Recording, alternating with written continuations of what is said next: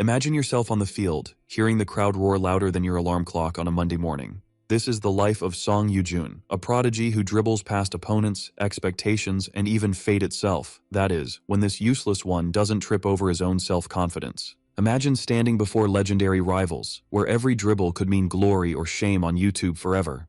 You lose everything because of a cruel fate, but suddenly have the chance to start over, like hitting retry in a video game, only without the extra lives. And now, imagine discovering that besides talent, you gained mysterious powers on the field. Who would have thought football could also be a superpower?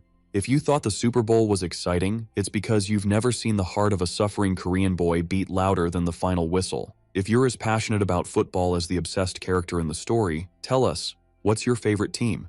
An interview was conducted with several professional players, where the only question was, is there any player you wish was on your team? And their answer was unanimous. It was so unanimous it felt like a Starbucks drive-through line. Everyone ordering the same thing. Song Yoo-jun was the name of that player so desired by others, for his aura on the field was completely different from the rest. Since he was little, he had chosen football, and seeing a prosperous destiny, his parents invested in him from a young age, as he was so respected that even the ball seemed to ask for an autograph before being kicked. In elementary school, they enrolled him in a football school. His parents invested in him more than Americans invest in gyms in January, and with better results. It didn't take long for him to be known as a child prodigy. His journey kept evolving, with each dribble seeming like he was doing a commercial for sports shoes. So much so that in high school, they nicknamed him the God of Football. His self-confidence made even TikTok influencers envious. When he signed up for a tryout for a college team, his self-confidence was through the roof. He was sure he could become the ace of the team. At school, they called him a prodigy, but also the guy who never let anyone play right, the Messi of recess, until he saw a play that left him completely jaw-dropped. He didn't know who that player was, but he was definitely on the same level, or above his. One of the scouts went crazy over him. He knew all about Sun Heung-min's journey, and listening to what they said about him, for the first time, Song Yoo-jun tasted defeat, and slowly doubt about himself began to take over. But his competitive spirit soon took over. He wouldn't let a secondary player steal his spotlight.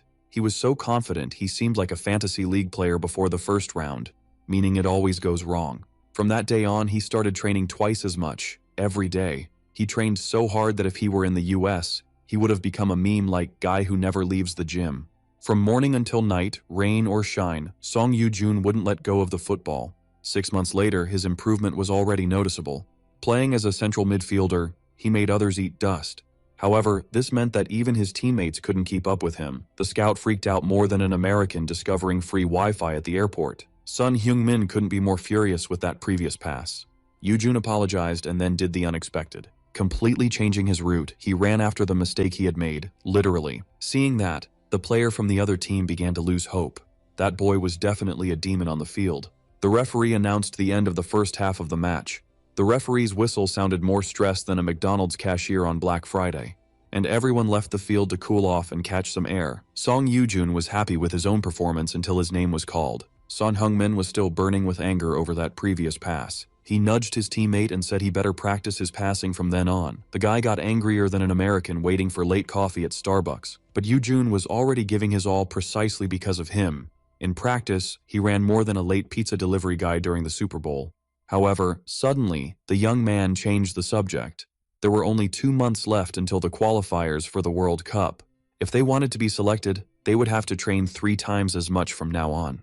Yoo-jun became thoughtful. If he could get selected and perform well during the matches, he would be recognized worldwide. But just thinking about dribbles and passes made his head hurt. Suddenly, the referee announced the start of the second half of the game. Sun Heung-min gets up and tells his colleague to focus so he doesn't mess up again. He gives a slight complaint in response, but says he already understood the message. Suddenly, he feels a sharp pain in his head and his right eye starts to throb. Gradually, his vision becomes blurry. Heung-min turns to talk to him and is caught off guard. Yoo-jun was lying on the floor writhing in pain. Later, in a hospital, the doctor announces that the patient has developed a case of colorblindness. The young man's father immediately questions him. But at that exact moment, Song Yoo-jun saw the world completely black and white. Fortunately, he hadn't gone blind, but that didn't mean everything would be okay. Upon hearing that his son would have to rest or risk going blind, his parents begin to lament. Softly, he asks about soccer, but the doctor doesn't hear. The boy then repeats the question, wanting to know if he could continue playing soccer. The doctor gives his answer, and the world of everyone there comes crashing down. Unable to hold back, Song Yoo-jun starts to cry. 15 years have passed since that day, and in a luxurious restaurant, Sun Heung-min complained about his team's new lineup. Thinking about the World Cup made him nervous, like someone about to drive in Los Angeles during rush hour. Accompanying his friend, he jokes that he didn't care about that lineup. After all, he was a general secretary, not a player. Sun Heung-min sighs, unable to believe he had once played with that guy. On TV, a game from a few days ago was being broadcast, and in it, Sun Heung-min was the star. He jokes and says that if he were in his friend's place, he would have scored 5 more goals. The two laughed and chatted. Sun Heung-min's career began after the first World Cup. He knew his friend had talent, but admitted that his position as captain surprised him. If it weren't for his condition, maybe the story would have been different. Because of this, he ends up asking Sun Heung-min how far he thought Yoo-jun would have gone if he hadn't stopped. His friend then questions if he was regretting it, but Yoo-jun tells the truth and says that hearing Sun Heung-min's opinion might help him. The man sighs, picks up the glass, and then drinks his beer completely. He calls his attention. He was an athlete and would get drunk like this. But then he says that Yoo-jun was a monster on the field. If he had continued, becoming a legend wouldn't be impossible. The other can't accept it at first, but the player says he is being sincere. If he improved his passing and dribbling just a little, being on the world team was quite possible. But with that, he meant that Yoo-jun was a midfielder who didn't know how to pass or dribble. And seeing the other confused, he ends up teasing him. Sun Heung-min sighs and laments for his friend. He enjoyed playing with him. Song Yoo-jun smiles and says he missed it too. But in the middle of his sentence, he hears a snore, and he finds his friend passed out from drinking. He takes Sun Heung-min to the car and asks the manager to take him home safely. For a second, Yoo-jun gives in. He hated taking care of drunks, but soon his anger passes.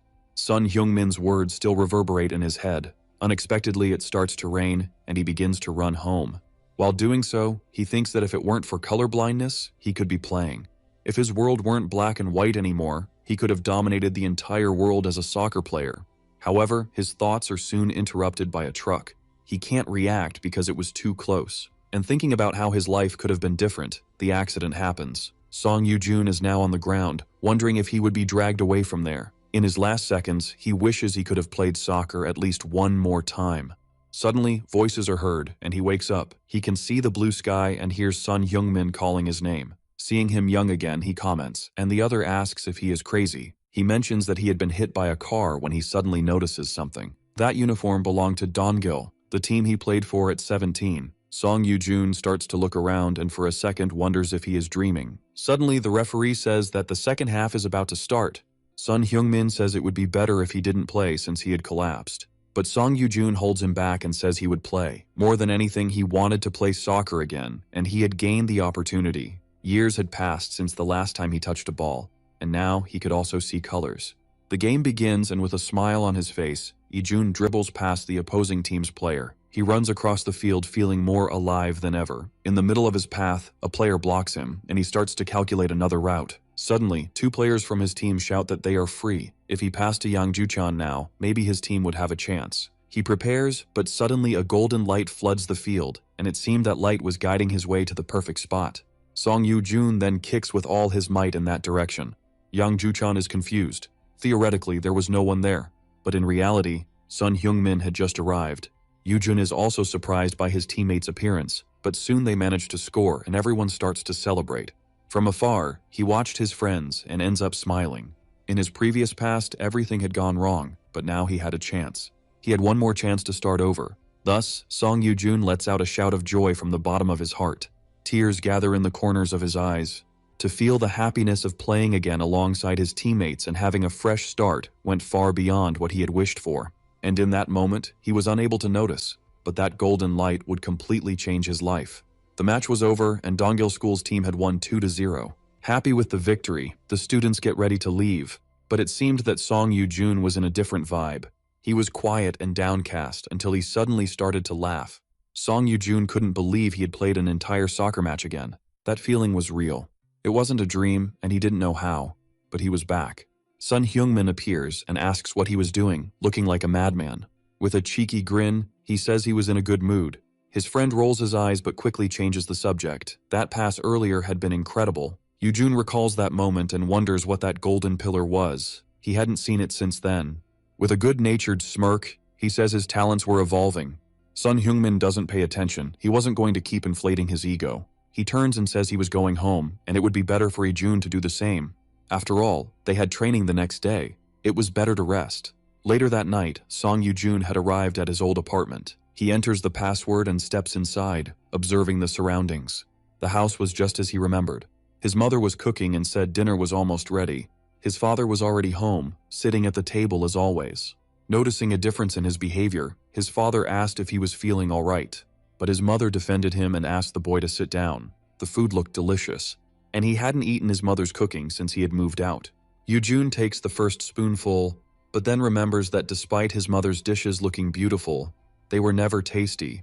His father asks if he was thinking about what he had said. Yoo-jun feels confused, but then his father mentions giving up on soccer. At that moment, he remembers that during that time in his life, his father had asked him to focus more on his studies. And in his past life, due to color blindness, he took over the family business. For a second, they lock eyes until Yoo-jun takes the initiative. He says he has made up his mind. He wouldn't stop playing and would become a professional.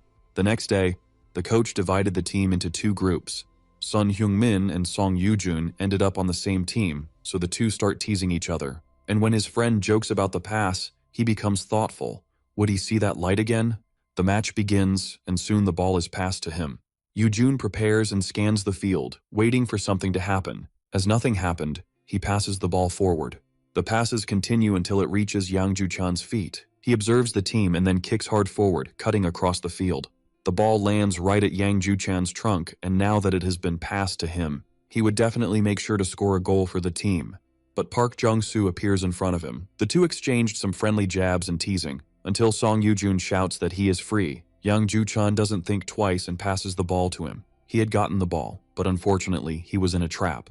When he thought about returning the pass, the golden light from before starts to shine again. Song Yoo-jun realizes he was much less and narrower than last time. Wondering if he would be able to score, he prepares to shoot. A smile appears on his lips. It wasn't time to hesitate. He would never know if he didn't try. Thus, the ball goes towards the light. And just like the day before, Sun Hyungmin appears at the exact moment. He celebrates briefly, but the ball ends up veering off. Even so, his friend manages to kick, but because of that deviation, the goalkeeper ends up catching it. Sun Hyungmin complains to him what a twisted shot that was. And at the moment he hears his complaint, the realization hits Yoo-jun hard. Now he knew what the nature of that golden light was. The sun was high and the afternoon at school remained calm. But the energy on the field was the opposite, completely agitated. Yang Ju-chan heads the ball and shouts for someone to recover it. At that very moment, Yoo-jun appears and stops it from going out of bounds. In his mind, he recalled the last pass he had made. If he had hit the golden pillar, Sun Hyungmin would have scored. Thus, he could draw some conclusions about this light. First, it only appeared when he had the ball in his possession. Sun Hyungmin takes off running and the others try to catch up. Second, it appeared only when there was a chance to score. The ball goes towards the pillar, but he ends up missing on the first try. And that's where the third rule comes in. Even if he missed if it entered the golden zone, Sun Hyungmin would clearly be able to score an insane goal with such precision. In other words, it was a guaranteed point. Everyone celebrated that point, while Yoo-jun thought that, with that skill, he would definitely be invincible. But while he was lost in thought, someone in the distance was watching him. The boy had made a perfect pass the moment his teammate started to run. Lee Jung-gwan sips his coffee. He was the national team coach and had taken an interest in Song Yoo-jun. That afternoon, Song Yoo-jun and Sun Hyungmin had gone to a convenience store. And while they ate, they talked about the game that afternoon. After all, they had won 5-0. Sun Hyungmin asks what Yoo-jun was doing. His passes were insane. Yoo-jun jokes that he would stop passing the ball to him, and Hyungmin quickly pleads him not to. But it made sense. For someone watching from the outside, it must have seemed crazy. After all, previously he was a box-to-box type player, a position where the player had to cover his team in the penalty area. This fit him perfectly because of his stamina and speed, and out of nowhere, he had become a passing specialist. The confusion was understandable. Suddenly, Sun Hyungmin changes the subject and mentions that the national coach was at school earlier. Yoo-jun then remembers that at that time, Lee Jung-gwan used to go to Donggil every day. And that meant that, if they kept playing that way, suddenly they could end up in the national team together. In that instant, Yoo-jun imagines himself playing for the national team. He had to find a way to get the pass right. The next day, the two stretched while talking about the day's activities, until suddenly the coach appears, calling everyone's attention. A bus stops right in front of them, and several players wearing the Seoul team jersey start to get off. They didn't know what that team was doing there. They didn't remember any scheduled match. Until Lee Jung-gwan steps down. Now everything made sense, Yoo-jun thinks. The coach makes his entrance and thanks them for accepting his last-minute request. Their teacher says it was always a pleasure to host the strongest team in the country. The two talk a bit about their intentions, until Lee Jung-gwan looks at Song Yoo-jun and Son Hyuk-min, but mainly at Song Yoo-jun, wanting to know what that boy was capable of. That said, the Dongjil teacher gathers his students and begins to explain what tactic they would use. If they had any questions, they could just check the notes on the board, other than that they could warm up. Everyone gathers around the board for a final check. While Yoo-jun says he would pass all the balls to Son Hyuk-min, he continued to speak until his friend noticed something different. It seemed there was something different in the lineup for this game. Song Yoo-jun looks at the board a bit confused until he notices the change. The names of the main players were on the field, except for Son Hyuk-min's name. At that moment, Yoo-jun thinks they were definitely screwed. Meanwhile, Lee Jung-gwan was watching him from afar. He wanted to see if the boy could make passes like the day before, without the best player on the field. If he proved his ability, maybe he would have a chance on his team. For some time, a football organization had been founded to search for stars across the country, and several teams participated in this organization, but the Seoul team, led by Lee Jung-gwan, was on a completely different level than the others. The game had started and Yoo-jun was giving it his all. However, the opposing players were well-versed in dribbles and complex passes. Because of this, the ball fell at the feet of the number 6. He sighed and began calculating the coordinates. As soon as he finished his calculation, he kicked the ball with all his might.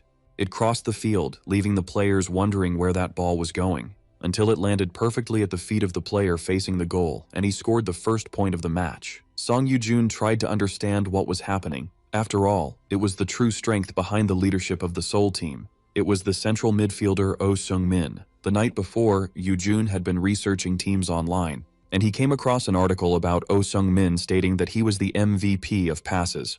The position was the same as his, but that guy seemed to be on a much higher level, which meant he was a strong opponent to be chosen for the under-20 national team.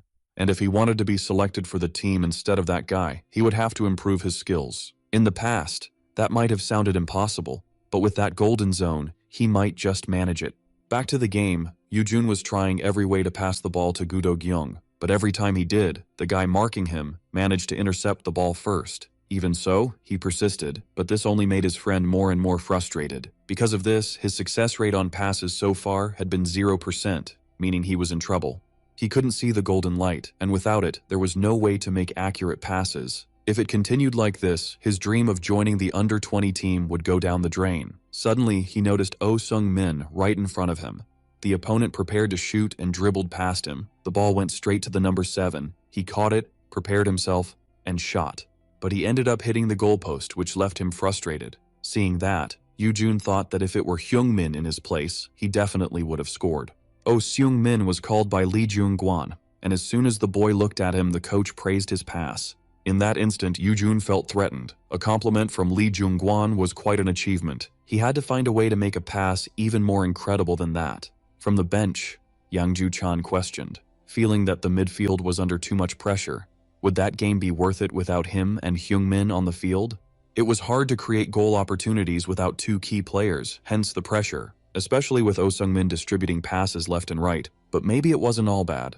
Finally, an attacking chance had appeared, and Yoo-jun was going to do everything to not let it slip away. If he could pass to Gu Do-gun, he would catch the coach's attention. Only he was facing a double mark, and the space to shoot was very tight, until one of his teammates caught his attention, and considering their positioning, it was safer to pass to him. Yoo-jun then prepared, but the voice of Lee Jung-gwan echoed in his head. He gritted his teeth and decided to kick to Gu Do-gun. The ball ended up hitting the shoulder of one of the opponents, which changed its trajectory. He realized what he had done, and when the ball was about to hit the ground, a player from the other team intercepted it, and he even shouted that his passes were a mess. The opposing team began to counterattack, and once again the ball fell at the feet of Oh Seung-min. With the pass calculation complete, he kicked to his teammate. The ball flew and landed exactly at the right spot, and as soon as the opposing player shot, a goal was scored. While they celebrated, Yoo-jun reflected. Because of him, the opposing team had scored a goal, and that had been a huge critical error. The first 15 minutes of the first half ended, and Song Yoo-jun couldn't feel worse. He had done everything wrong and even handed a goal on a silver platter to the opponent. That was definitely his end. Suddenly, someone hit him with a lollipop. Sun Hyungmin had appeared to ask what he thought he was doing. It seemed like those passes were going wrong on purpose. It was better if he explained himself soon. But of course, he wasn't doing it on purpose. He wanted to get Lee Jung-gwan's attention. If that was the case, why was he just trying to use his passes? Hyungmin questioned. Confused, Yoo-jun replied that it was because he was good at passing, and at that very moment his friend calls him an idiot. So be it, he had already done his job there. Yoo-jun was alone in this. Because of that attitude from his friend, he becomes pensive. The second half of the first half begins, and in Yoo-jun's mind, he could only question whether he was good at anything besides the insane passes he had been making lately. He wished so much that Hyungmin had said something. Now he was racking his brain. Due to his distraction, the enemy's number 10 ends up passing. The moment he realizes the mistake, he remembers the first half of the game, and to make up for lost time, he had to block passes to Oh Sung-min as much as possible. In a few seconds, he manages to catch up to the opposing player, but he ends up passing the ball forward. Yoo-jun doesn't give up and tries to stop the other player who received it. That player was running before everyone else moved, so there were no allies around until Oh Sung-min leaves his position. The guy passes it forward to him, and while running, the boy starts calculating. Yoo-jun curses, wishing he had been a little faster. As the game progresses, he keeps pressuring the enemy team with his speed. Once again, the ball reaches Oh Sung-min's feet, but Yoo-jun doesn't give him time to think. And like a pursuer, he appears in front of him, still full of energy. Under pressure, Oh Sung-min returns the ball. And this makes his teammate realize that the quality of his passes was decreasing. The game continued to be frantic, and Lee Jung-gwan observed the young players on the field, until the coach of Dongil appears to have a chat. Lee Jung-gwan says he felt for what was happening on the field among the boys, but the teacher points out that his view was wrong. Yoo-jun was never about the passes. He had always been a box-to-box midfielder. And upon hearing that, the coach is surprised. While running on the field, Song Yoo-jun recalls his past. Sun Hyungmin himself had told him that he was a midfielder who knew how to apply immense pressure on the opponent. He finally manages to get in front of Oh Sung-min, and his thirst for the ball was clear. Even so, the opposing player doesn't yield and prepares to pass. But this time, his kick wasn't so precise, and because of that, it ended up at the foot of one of the Dongil players. Finally, the game had turned, and they had managed to break the rhythm of the Seoul team. Without thinking twice, they start the counterattack, and the boys in the stands cheer for the turnaround. Finally, Yoo-jun had returned to his roots, thinks Sun Hyungmin. The ball comes back to his foot. There were only a few minutes left in the match, and he was completely surrounded.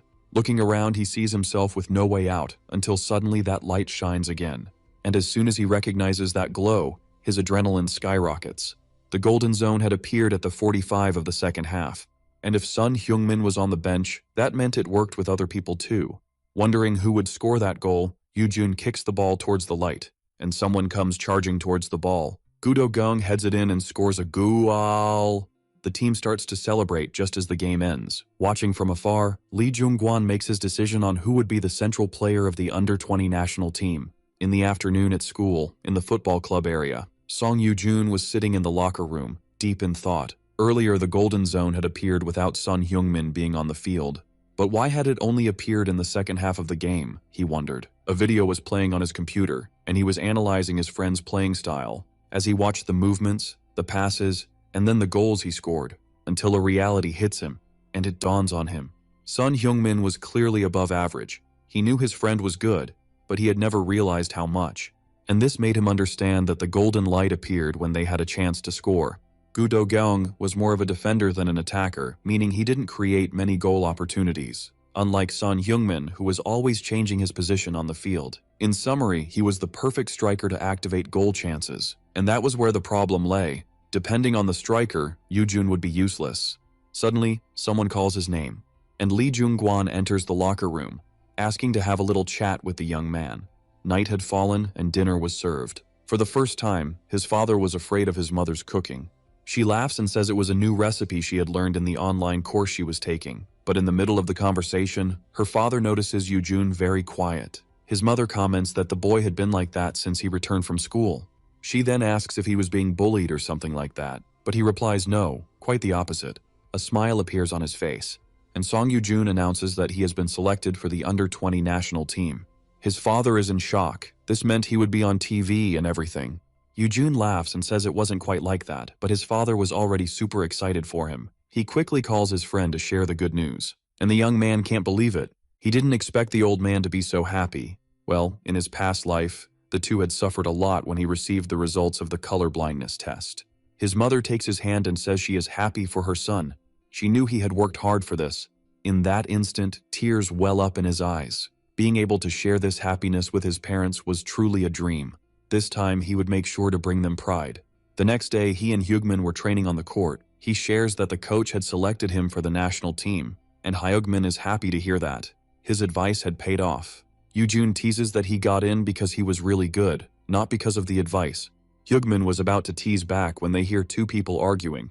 Yang Ju-chan and Park Jung-soo were having a heated discussion. He feels confused. He didn't know what was going on between the two, until his partner comments that they were finally breaking the tension.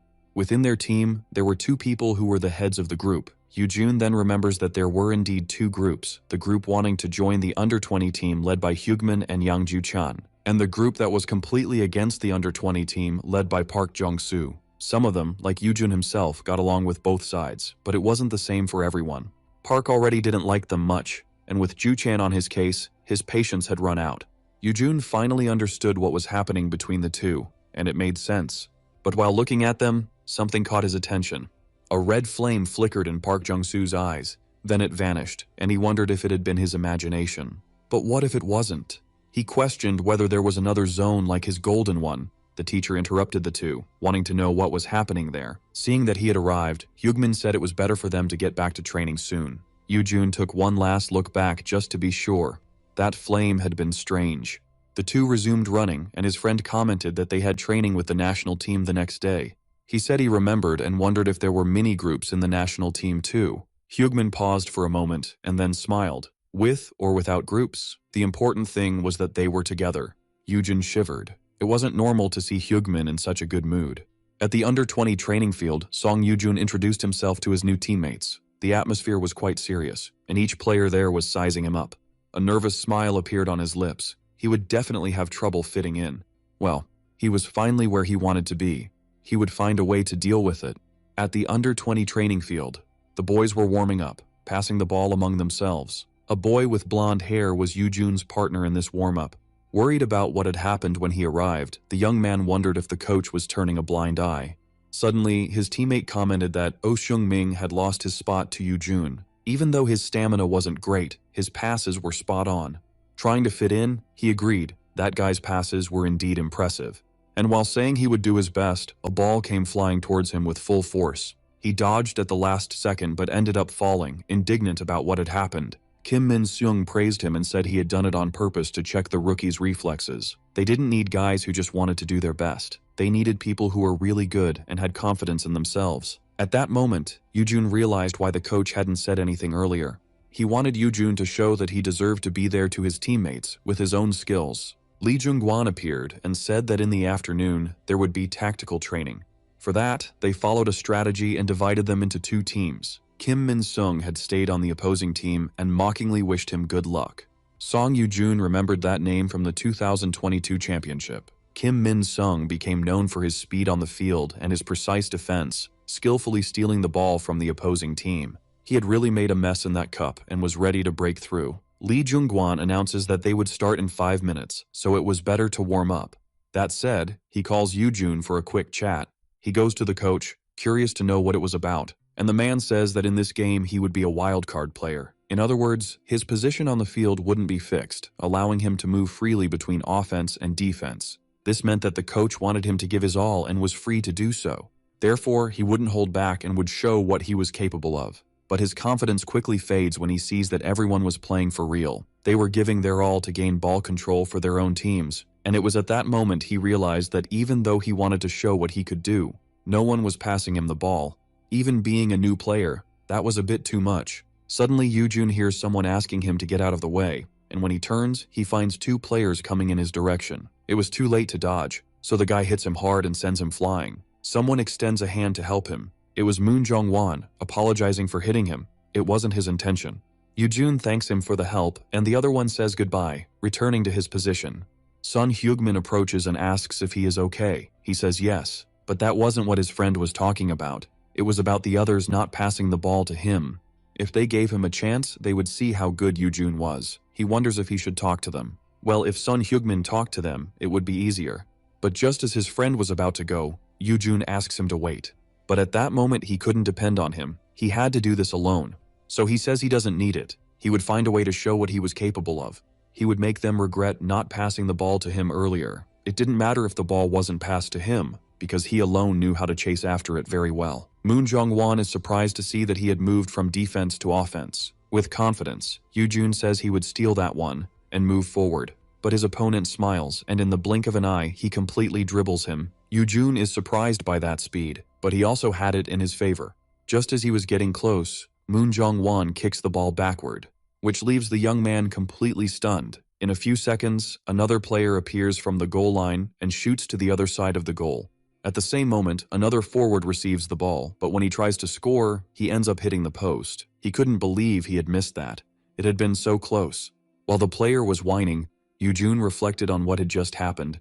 The physique, the speed, and the decision-making in passes. Those people were definitely on another level. And it was at that moment that his world fell apart. Usually those who have no dog hunt with a cat. But what if he didn't even have the opportunity to have a cat? He charged at a player to have a chance at the ball, but it was passed forward. Even so, Yoo-jun didn't give up and kept trying. But their passing time was faster than he could keep up with. So that was the power of a national team. The pass consists of 3 stages. The first is receiving the ball. The second is looking around, and the third is passing. But that speed of passes he had never witnessed before. They didn't even waste time on step 2. They were always tracking each other on the field, which is why the speed and precision. Yoo-jun knew he couldn't keep up with that pace for now. But he also couldn't just stand still doing nothing. Moon Jong-won asks if the rookie isn't tired of failing so much. There were some things that were impossible, even with persistence. The player who was going to receive it celebrates the pass. But suddenly, another player in a red shirt intercepts the ball. Lee Jong-seok counters, saying that good patterns often repeated could also be broken. Moon Jong-won is shocked. He didn't expect him to get it. The defense quickly comes up, and Lee Jong-seok surrenders. Since the rookie wanted it so much, it was time to show his skills. The ball will stop at Yoo-jun's feet and he thanks. He would make a point of showing what he was capable of. He runs off and something surprises him along the way. Gradually, several points of golden light begin to appear, meaning his chance of scoring was more than one. The national team was truly on another level, but there was a problem. They were too far away. He wasn't sure if he could make it, so he decides to get closer. But there was a certain someone who was keeping an eye on him. Like a ghost, Kim Min-sung had appeared right in front of him. Yoo-jun wonders if he could dribble past him, or make the safer choice, which was to pass backward. He then remembers what he had said earlier, and decides to go all out. The two exchange some barbs, as one of them would leave humiliated. As they stare at each other, time seems to stop, until Yoo-jun dribbles the ball with his foot and tries to pass him on the right. But Kim Min-seung was already expecting that choice and moves in that direction. However, that was a feint. Yoo-jun was really going to the left. He briefly celebrates for having gotten past, but then feels a presence behind him. Kim Min-sung was indeed faster than he expected, and to make matters worse, he didn't know which leg he would use to try to take the ball. Suddenly, a red flame begins to crackle, catching Yoo-jun's attention. There was a red arrow coming from the other player's left leg, pointing at the ball, and gradually, the red light filled the arrow. When it was filled, Kim Min-seung attacked and took control of the ball from Yoo-jun. But unfortunately for him, that hadn't been enough. Yoo-jun connects the dots and understands what that red zone meant. The two continue running until Kim Min-sung comes at him with another attempt, this time with his right leg, and towards Song Yoo-jun. At that moment, he decides to test his theory to see if that zone was really what he thought, and sure enough, the attack came when the arrow filled. Kim Min-sung is surprised. He didn't expect to be read that way. The young man smiles and mocks him. After all, now the blonde was very predictable to him. Song Yoo-jun shoots towards one of the golden zones, and the ball goes straight to Son Heung-min's feet, who had a huge smile on his face. He shoots, and the goal is spot on. The veterans are surprised. It had been a great attack from the rookie duo. Meanwhile, Lee Jung-gwan was watching them. Yoo-jun and Hyugmin were managing to hold their own, even among national professionals. He had really made a risky bet on those two, but it was worth it. Someone approaches and calls out Song Yoo-jun's name. As soon as the young man turns, he comes face to face with Kim Min-seung. His eyes burned with determination. That fire in his gaze was the same he had seen in Park Jong-soo that day. What did that mean? He wondered. Was Kim Min-sung looking for a fight? But the determination in his eyes turned into a greeting. He welcomes him and says he liked what Yoo-jun had shown. The young man is confused for a moment. but the other quickly explains that it wasn't easy to get past his defense. He was to be congratulated. A bit awkwardly, Yoo-jun thanks him and his colleague leaves. Out of nowhere, someone sends the ball to Kim Min-sung and asks him to send it back. He smiles in a cheeky way. "I'll make sure to pass the ball to my friend," he says as he kicks, hitting his colleague in the face right after. Yoo-jun asks if he did that on purpose, and Kim Min-sung says yes, and because of that, he didn't recognize that colleague as a player. Yoo-jun's smile freezes on his face.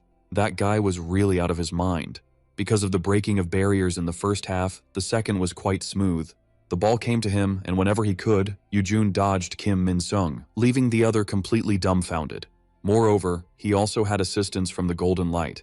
And in that piece, their first training session with the national team came to an end. But what he least expected was to be completely physically defeated. Yoo-jun looks around and notices that the others seem to be fine and is surprised. Sun Hyugmin congratulates him for being recognized right away. It had taken him 2 days. Upon hearing that comment, Yoo-jun stops.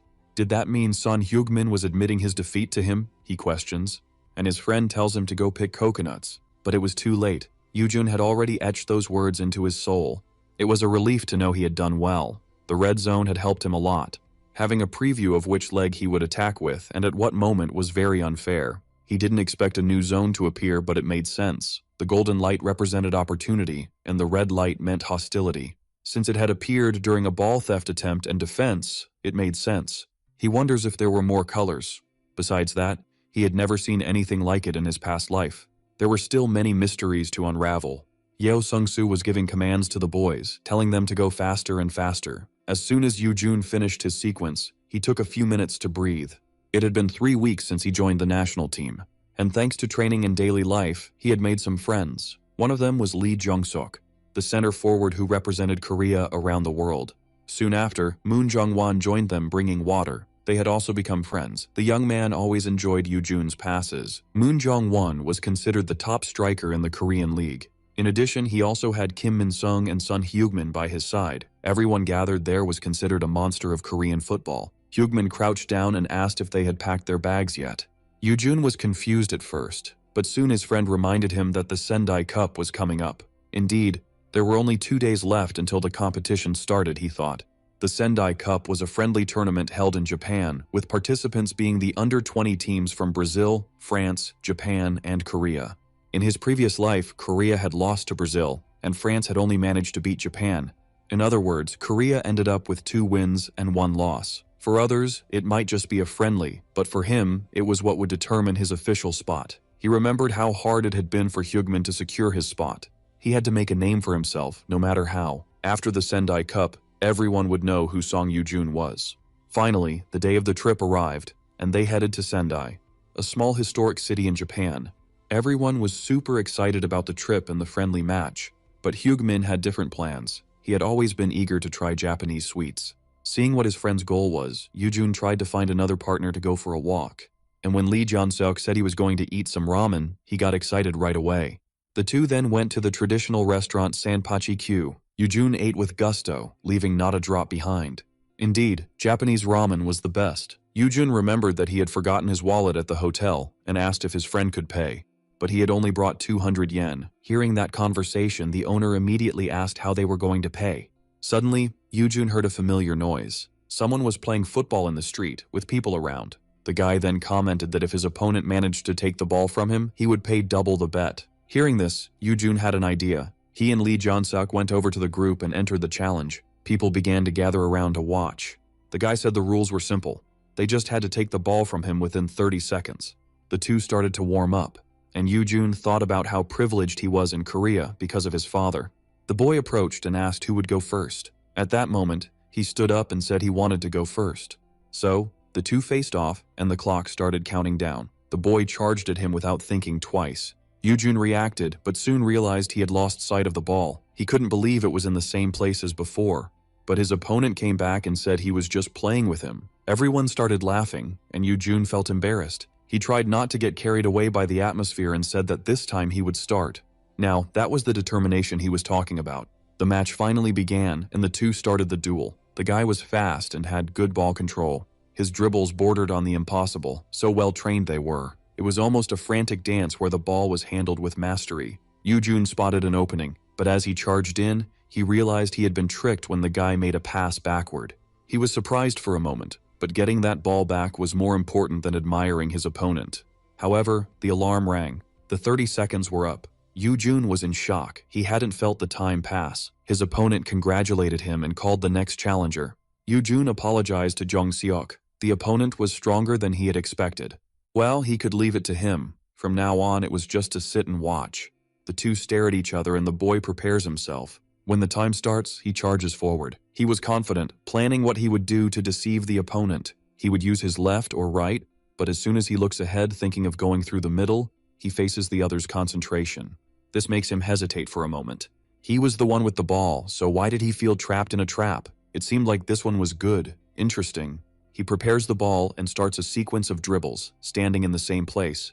Yoo-jun is surprised. The guy's ball control was very good. It didn't match the level of an amateur. Jung Seok hadn't taken a step yet, and this was starting to bother him. He then tries to make a play that no ordinary person would be able to resist. The ball is lifted in the air and thrown in Jung Seok's direction. But he knew it was a feint, so he held his ground. And as soon as the guy came in with the kick, sure, he had dribbled him. Jung Seok raises his left leg, intercepting the ball. The guy can't believe what just happened. And now, the ball was under his opponent's control. Yoo-jun is in shock and soon goes to celebrate with his senior. The artist approaches and says he had good instincts. Congratulating him, he hands over the 1,000 yen he had promised. It was exactly the amount they needed for ramen. Both thank him as they had fun, and the artist thanks them too. Soon people start to disperse and they head back to the restaurant. Suddenly someone arrives calling for the boy from before. Nagai approaches and says the coach was going crazy looking for him. He asks when his friend had arrived, and Nagai says at the start of the match. If it was to lose the match like that, it would have been better not to have started at all. The boy smiles and then shows the weights that were on his leg. Nagai mocks him. He had a strange way of training, but it was better to head back soon. The boy closes the bag and grabs his backpack. The truth was, he was a midfielder in the Japanese league. His name was Sato Ren. The big day had arrived, and for the opening of the Sendai Cup, it would be Brazil versus Korea. In the past, Brazil had won 3-1, but this time Yoo-jun was on the field. He would make sure to change the past, using his powers.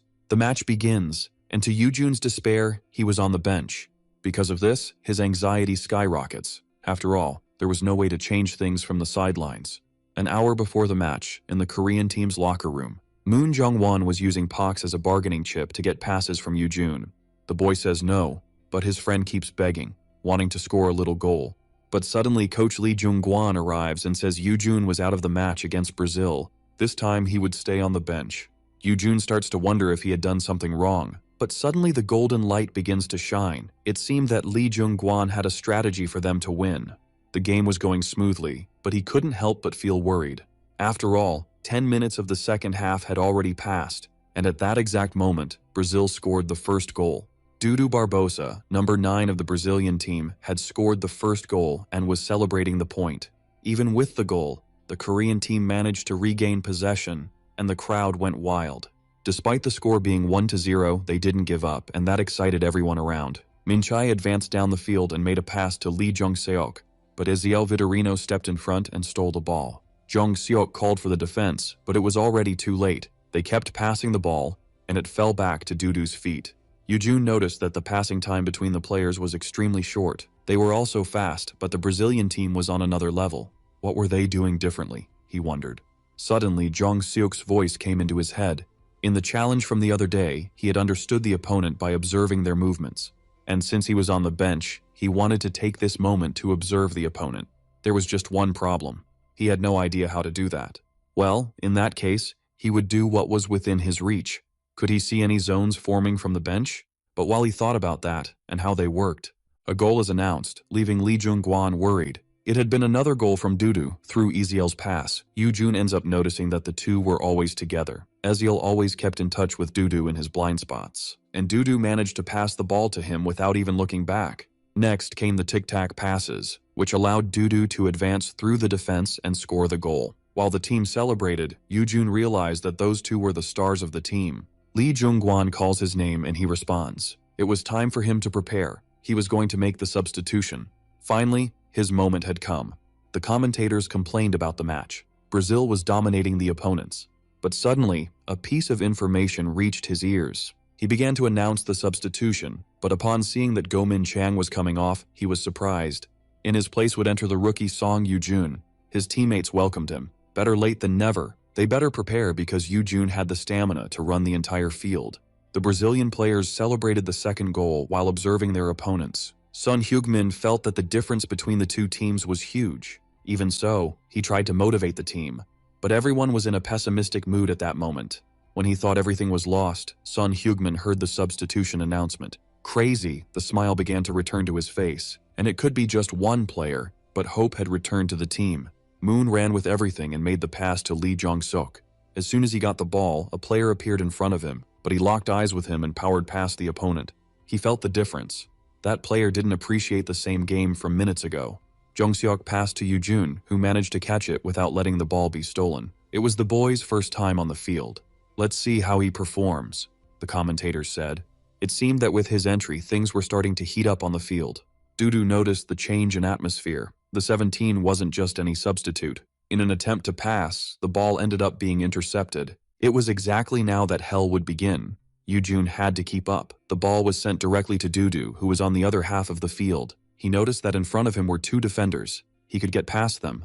But suddenly, a sound approached from behind. The new player had somehow caught up to him. Yoo-jun reasoned about that formation. As expected, Ezeal and the number 15 were coming from behind. They had to find a way to stop them before they got closer to the goal. It would be Dudu versus him and Kim Min-seung. They charged forward, and Dudu lifted the ball. Since it went high, Yoo-jun and Min-seung saw a chance to catch it. But as the two approached, their opponent smiled. He grabbed the ball before either of them and sent it back up again. Yoo-jun noticed the dribble but couldn't stop it. Dudu came away with the ball, saying that the 17 had disappointed him. The two chased after him, but that was a waste of time. While he drew attention, his team managed to position themselves. It was time to start the fun. Yoo-jun tried to grab the ball, but Ezeal passed to Vandrik, and it was at that moment he realized the triangle was formed again. Meanwhile, the commentators went wild, wondering who Vandrik would pass to. Ezeal smiled. That combination of theirs could only be stopped if it was anticipated. If the opponent blinked, even for a second, they would send the ball in another direction. Because of this, they named the position the Bermuda Triangle. Ezeal once again kicked straight to Dudu, but just as the ball was arriving, Yoo-jun stepped in front and stole it completely. The Brazilian was slightly shocked. He hadn't expected that, but the Korean had deciphered their way of playing in that position. He had managed to observe that setup while sitting on the bench, and in the end, the ball always ended up at Dudu's feet. He wouldn't be fooled by that movement again. He kicked the ball hard and launched it. Everyone watched, wondering who he was kicking to, until the ball landed at Son Heung-min's feet. Yoo-jun took a breath and told his friend to run. Just as he was instructed, he began heading toward the enemy field, and the Brazilian field was completely undefended. This would be the perfect chance for them to secure a goal. Son Heung-min ran as if his life depended on it, while the commentators went crazy with that twist on the field. He had managed to reach the goal area. Son Heung-min shot, but goalkeeper Ali saved it. Min Seok-jun appeared to grab the rebound but wondered who to pass to, until he heard a voice calling him. Yoo-jun was asking for the ball. Without thinking twice, he passed, and the zone appeared. It was time for them to score a goal. The ball heads towards the light and Son Heung-min smiles. Yoo-jun always made the best passes. When the ball flies towards the goal, it feels like everything starts to move in slow motion. Ali's hands stretch out to try to catch it, but it passes and goes into the goal. The stands and the commentators are left speechless by the comeback the Korean team was making. All because of the 17's entry into the field. Son Heung-min breathes and then celebrates that victory. That had been a phenomenal goal. One of the commentators celebrates, but the other has noticed something. Despite Son Heung-min being in a good position, it was Song Yoo-jun who created the goal opportunity. It seemed that this duo of Koreans was still going to make waves. Off the field, the Brazilian team's coach, Getulio, was watching them. He couldn't let them ruin his sure win. Maybe it was time to bring Gonçalves onto the field. The match resumes. Son Heung-min was more excited than ever before. Even so, despite his attempts, Brazil continued to pass the ball forward. Yoo-jun curses. It seemed they were just trying to waste time, passing the ball back and forth. After all, there were 10 minutes left in the game. He grits his teeth and charges after the ball. As soon as it is passed, Yoo-jun turns and goes after it again. Another one is passed forward. From afar, Dudu observes the determination of the opponent. He didn't want to win with a strategy like that.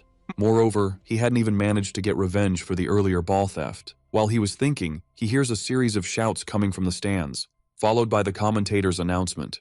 Song Yoo-jun had managed to steal the ball. He celebrates, confident in his stamina. At that moment, Brazil's defense begins to retreat.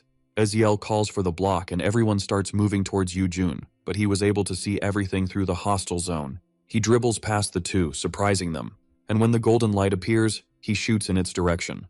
Unfortunately, this time his shot didn't reach the light, which was a problem as it made scoring difficult. Moon Jung-won manages to catch the ball, and the goalkeeper moves towards it. Yoo-jun knew that ball would be blocked, so he had to think of a way to react. He observes the field and starts to think about the speed of the ball and the opponents around him.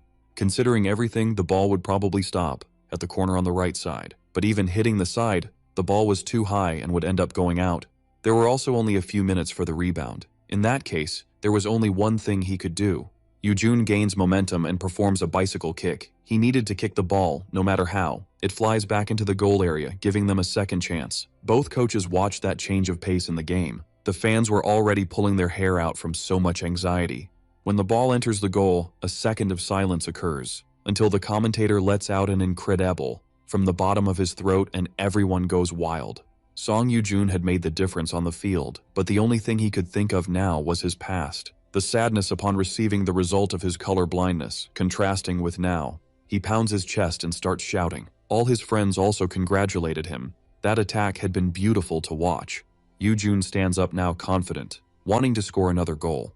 One more goal and they could beat the top team in the under-20. While the Koreans celebrated, the Brazilians gathered. They were puzzled by that turnaround. The Korean team had never been offensive like that. Dudu approaches asking what they were thinking. Who was on the field was Brazil. Football runs through our veins. They shouldn't be scared of an outlier player. That wasn't their style. As long as the ball was in play, they would keep chasing it. They had managed to destabilize them. Fine. Now it was time to retaliate. Slowly, confidence began to return to the team. Now, those were the faces he knew. It was time to show them what the best in the world was capable of. There were 5 minutes left in the game. Brazil had regained possession of the ball. This game was literally heating up. Both teams refused to give up. When Yoo-jun sees the ball going to Vandrick, concern hits him. No one there was planning to lose. He passes and the ball again ends up with Eziel, even commanding the block. The Bermuda Triangle had already begun. The Koreans tried to keep up, but the passes were too short, precise, and quick. The ball returns to Dudu and he advances. Vendrick calls him and makes the signal. He realizes that the area was clear. If he could send it there, it would be a chance for a goal. But suddenly, Yoo-jun appears right in front of him. Dudu stares at him, finally having caught up. He knew the right thing was to pass to Vendrick and secure the goal. But he also knew the risks that could come from that. So he wasn't going to accept being defeated that way. Dudu heads towards Yoo-jun. But the Korean knew that if he let the Brazilian pass, they would lose. The world slowed down. He observed every movement of his opponent. Dudu crouches as if to cut through the middle, and Yoo-jun prepares. But then he notices that the other center of gravity has shifted direction, and when his leg moves for a feint, Song Yoo-jun kicks right in the middle, taking the ball from him. Everyone is stunned by this. Yoo-jun managed to counter Dudu. The Brazilian calls for the defense, but the Korean runs off, controlling the ball. No one could believe what they were seeing. He had managed to steal the ball in the final minute. Would the Korean team be able to score another goal? This was Korea's last attacking chance. Dudu tells them to block, no matter the method. And 3 players rush towards Yoo-jun. Now he was completely surrounded. It didn't matter where he looked, and the golden zone wasn't appearing either. The number 3 jersey manages to get in front of him. Yoo-jun thinks quickly and dodges. Even without an opportunity appearing, he would keep possession. He couldn't lose this chance no matter what. To the other players, Yoo-jun was contradictory. His dribbles weren't great, but he knew the timing. It was as if he could predict their movements. Suddenly, the golden light shines. The opportunity had arrived. He kicks the ball, piercing through the entire Brazilian defense. And from the back, Lee Jong-seok comes charging in, ready to score that goal. He kicks with all his strength. Once again, the tension rises, and silence takes over the stadium. The ball goes towards the goal and enters at the last second. Everyone goes wild. For the first time, Korea had managed to defeat Brazil 3-2. From afar, Yoo-jun watched his friends celebrating. He couldn't believe they had managed to defeat Brazil. He had achieved 2 assists and 1 goal in his first game for the national team. His life as a player had definitely started now. Lee Jung-gwan was stunned. 20 minutes of Yoo-jun on the field was all it took for him to turn the game around. The clock kept ticking as he thought he was definitely witnessing the birth of a star. Song Yoo-jun had a bright future waiting for him. He just needed to know how to polish it. At the Korean team's hotel, dinner had just been served. Lee Jung-gwan tells everyone to eat well, and the boys thank him. Moon was crazy about the roasted chicken. He loved meat. Meanwhile, son Hyugmin was shoving one lollipop after another into his mouth. Watching that chaos, the coach regretted a bit what he had said earlier. Suddenly something catches his attention, and he asks Moon where Yoojun was. And the young man says that his roommate said he was tired and would go to sleep. In the room, he was tossing and turning in bed. With all that adrenaline, he couldn't fall asleep. It was understandable. Even though it was a friendly match, they had beaten a big team. Moreover, some incidents had also occurred post-match, when they were leaving the field.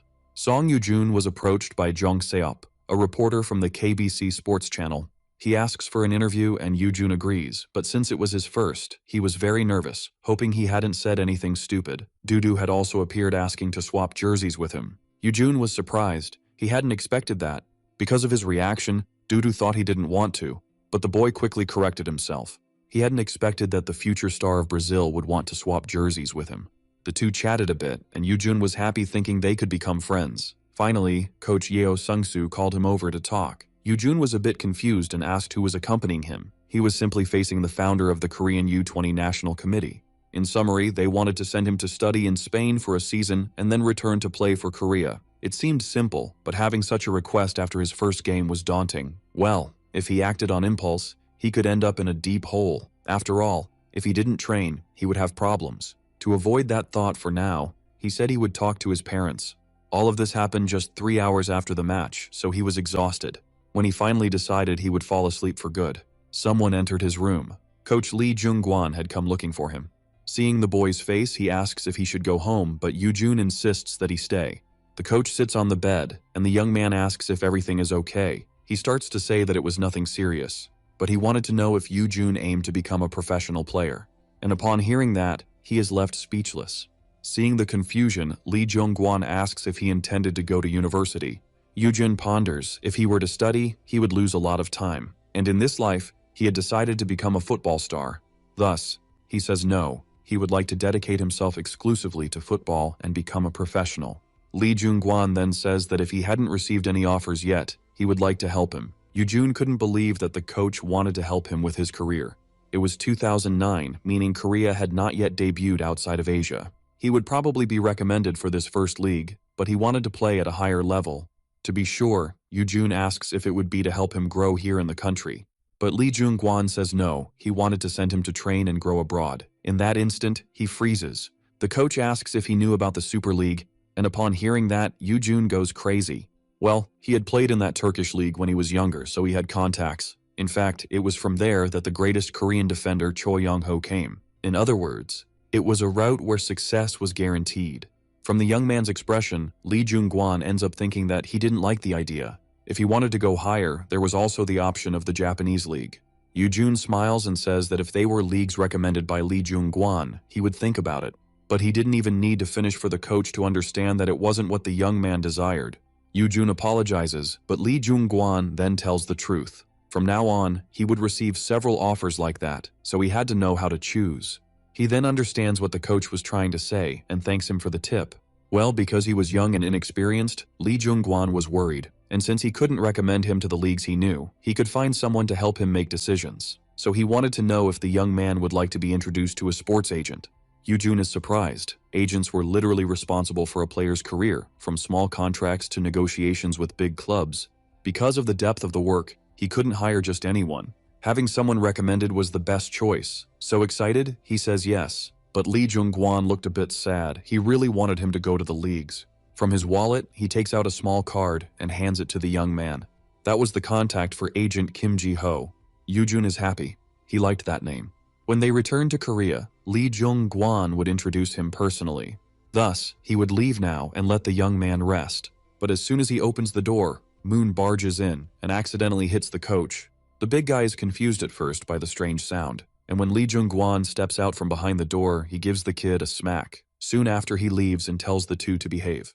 Moon asks what the coach was doing there, and Yoojun says it was an inspection. As soon as they enter, he says that the next day he would pass a ball to Moon during the game, and the boy cheers. He was counting on Yoojun to score a goal. Jokingly, the boy steals the other's bag of snacks and starts eating alone while Moon tries to get it back. The next day, their match against France is announced by the commentators. The French team's lineup was a hexagonal formation with precise players, while the Korean lineup came with a new proposal after the game against Brazil. Everything explained, both teams start to enter the field. Yoojun finds that noise strange. It hadn't been like that the day before. Well, defeating Brazil had been quite an achievement. There were more reporters present than the day before, and the filming crew was much better positioned. Considering the consistent victory of the Brazilian team, it made sense for that commotion. Well, this was great for him. He would have the opportunity to show exactly what kind of player he was. Kevin and Antony were coming on the attack. The connection of passes between the players was quite consistent. Yoojun ran towards them but felt something different. Something about the timing of the French passes was bothering him, until he steps in and takes the ball. Compared to Brazil, they were very slow. Two zones emerge, one larger and another slightly smaller. With that, Yoojun looks around and notices that Son Heung-min was near one zone and Moon Jong-won near the other. The widest should be Son Heung-min's, so if he moved to the narrowest one, he shouts to Moon Jong-won and his teammate scores a goal. Yoojun celebrates, but then he notices something was wrong. The one who had scored the first goal was Son Heung-min. But if he was the one who scored, what had happened to... Before he could finish his thought, Moon Jong-won appears behind him freaking out. Yoojun tries to explain himself, but the truth was he had forgotten. Moon Jong-won had stayed in the Korean League not just for his talent, he had a habit of playing when he was in a bad mood. The French team was on the attack, but Kim Min-sung steals the ball and passes it forward. It seemed like the French were constantly losing possession to the Koreans. Yoojun enters, leaving his opponent on alert. In his head, he couldn't stop thinking about how strange this was. No matter how many times he tried, he was always managing to take the ball for himself. France was clearly a strong team, but their movements seemed a bit stiff. Suddenly, he hears a sound, and when he looks to the side, he spots a huge team of photographers taking multiple photos in sequence, which was clearly bothering the other players. At that moment, it hits him. They were 17 and not used to the pressure of the media. Moreover, they had conceded the first goal to a team that wasn't that great yet. They didn't have the mental strength to handle all this pressure yet. Having talent wasn't the only thing that mattered in football. The golden light begins to form, and soon another one appears. Again, he would have to choose. Moon Jong-won comes running down his side, and he is shocked by all that eagerness for a goal. Yoojun makes his choice and kicks hard towards one of the golden columns. The ball heads towards the light, and he hopes Moon Jong-won can score. But as soon as the ball enters the zone, Seon Jong-woo shoots, and the French goalkeeper Louis Deldort catches the ball. Yoojun feels sad. It had been so close. But when Seon Jong-woo apologizes to him, he feels confused. If he was the one who shot that, it meant that, almost like a ghost, Moon Jong-won appears behind him, murmuring that the ball hadn't been passed to him again. Yoojun feels a mix of regret and fear. He knew he had made the wrong choice. After all, his friend was in a pretty dark mood now. 43 minutes of the first half had passed. Nabi Chabi from France finally manages to gain possession of the ball. He notices something was wrong with the player wearing jersey 11, because at that exact moment he was looking like an idiot. Well, whatever, he would keep advancing. He connects with Kevin, who was right in front of the goal. This confuses the number 2 about whom to mark. He advances towards the player who was closer, but this opens up space for Kevin to pass the ball back to Nabi. He kicks hard towards Pierin, who was on the other side of the goal, and with a header, he manages to score the point. They celebrate, and with that, the match is tied. Yoojun realizes that they were probably getting used to the pressure. If it continued like this, it would become increasingly difficult for them to score a goal. The first half ends, and the players leave the field to rest a bit. Yoojun was in a frenzy because thanks to him, Moon Jong-won was acting like an idiot. He wonders if he should ask the coach to substitute him. But thinking it over, maybe it wasn't a good idea. No one had discovered this bad habit of Moon Jong-won yet. They just thought he was an inconsistent player. If he asked for the substitution, it could cause a problem. If he ignored his teammate, he would throw the game, and if he let him be, Nabi would continue creating goal opportunities. There was no other way out. In the second half of the game, he had to find a way for that idiot to score a goal. Thus, the second part begins. Yoojun was reasoning through his strategies when a player comes at him. He dodges, but realizes they were much more aggressive than before. From afar, Pierre shouts loudly to motivate the team, and the fire of desire for victory spreads among his allies.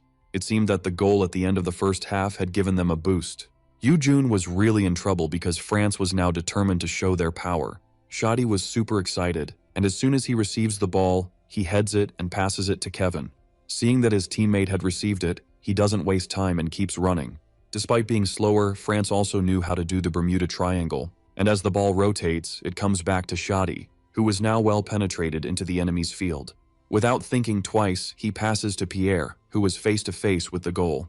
But as soon as he tries to score, he is blocked by Cha Sung-min. The performance of the French team was clearly different from the first half. Could Korea keep up psychologically? The commentator says.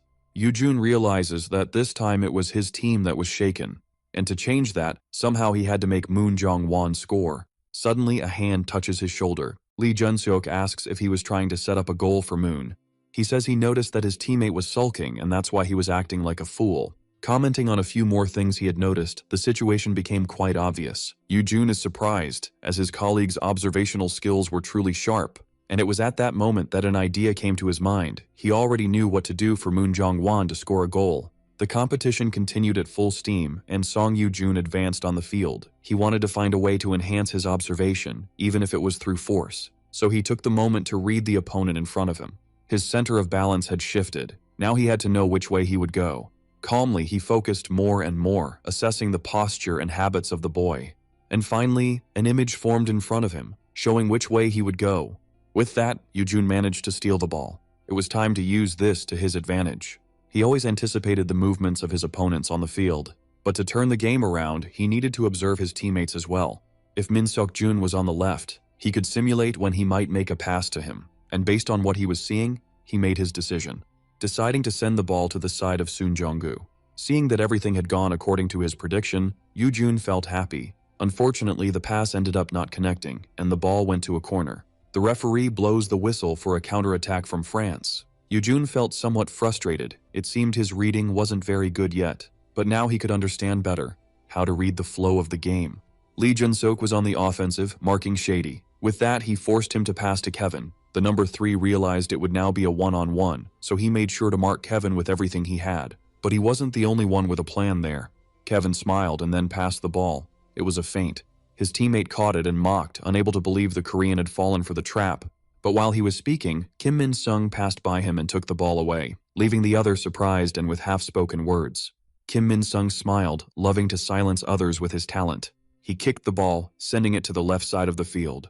It was a risky play, as if they didn't catch that ball, France could counterattack. Determined, Min Seok-jun jumped and sent the ball to the middle, right where Song Yoo-jun was. They had a great chance now, and because of that, 3 zones appeared on the field. Yoo-jun tried to read the situation. He had to hit the zone of Moon Jong-won. He observed everyone's positions. This time the largest zone was Sun Hyugmin's, as he wasn't being marked, which left him with 2 zones to choose from. One belonged to Sun Jong and the other to Moon Jong-won. He tried to predict the movement that both would possibly make, and then he kicked to the zone he thought was the right one. A few days earlier, on the training field, Sun Hyugmin had possession of the ball and saw an opening. He passed to Moon Jong-won, but when he tried to catch it, he accidentally sent the ball the other way. That day, Yoo-jun thought about avoiding passing to Moon Jong-won, but at the decisive moment he was in now, he needed to pass to him. The ball headed towards the golden zone, and Yoo-jun cheered for his friend. He checked if everything was going well, and Moon Jong-won understood his command. As soon as the ball landed, he kicked it with all his might towards the goal. It seemed like the ball was going to hit the crossbar, but at the last moment, it began to spin and curved into the goal. Hearing the crowd's euphoria, the French team became concerned, and as Moon Jong-won began to understand what had just happened, slowly he returned to normal, until the realization hit him completely. The boy celebrated wholeheartedly. Now it was 2-1 because of him. When the tension passed, Yoo-jun's legs finally gave way. Thank God everything had gone right. Someone extended a hand to help him up. It was Moon Jong-won. With a smile from ear to ear, he was back. Yoo-jun looks at him relieved and then smiles. Thanks to his friend, he was able to learn more about himself on the field. The game continued and France was applying pressure. Shadi was trying not to get carried away by that score. But suddenly, he hears a voice coming from behind.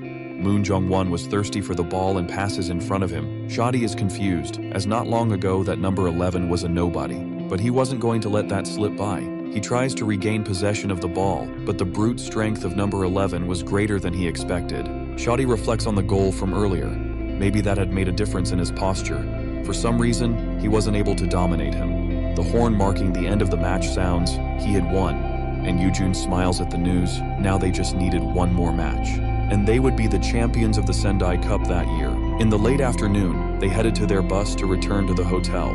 Yoo-jun was extremely exhausted. He wanted to rest badly. Suddenly, several flashes appear. The fence was filled with reporters. Everyone was eager for an interview with him. But after just 2 matches, he didn't think he would attract attention like this. With a tense smile, he wonders which reporter he should respond to first.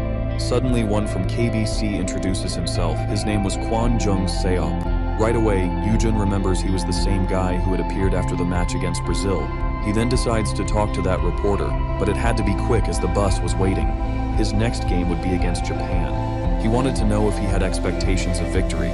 He then remembers that in the past, even without his presence, Korea had managed to beat Japan 2-0. But now the story was different and he already had a vision of gold.